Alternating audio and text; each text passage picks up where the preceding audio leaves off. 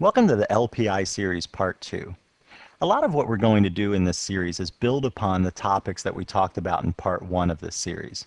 We'll look at things like kernel modules and startup processes. We'll talk about the file systems and the maintenance of those file systems. We'll talk about some general maintenance issues, and we'll also talk about networking further. So all of these topics we covered in part 1 of the LPI series, but like I said, we're going to look at them in more detail. We're also going to try to take a more hands-on approach to studying some of these things so that you can experiment with them a little bit more.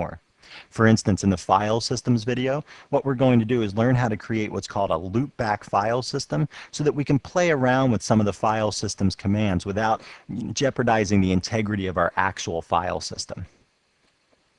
And then some of the other topics that we're going to cover in the LPI Part 2 series are going to be new topics. So we might have referred to these briefly back in the introductory series, but we didn't cover them in any depth.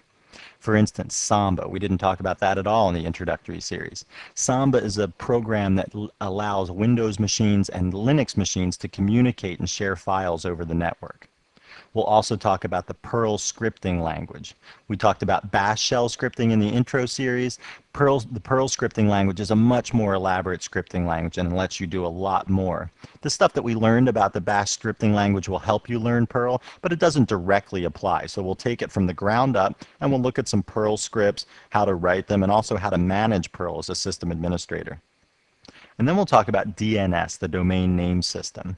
We'll have a little small network that where we mount files from one computer onto the other computer, so that the one computer looks at the files, it looks like they're mounted locally right on their own hard drive, when in reality they're mounted across the network using the domain name system.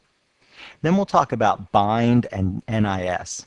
This is another mechanism that allows you to share information over the network. You can do things like share password files and group files so that you can sit at any computer in the network and log in, and it's really using the authentication information from one central NIS server. Finally, we'll talk about SSH, which is the Secure Shell program.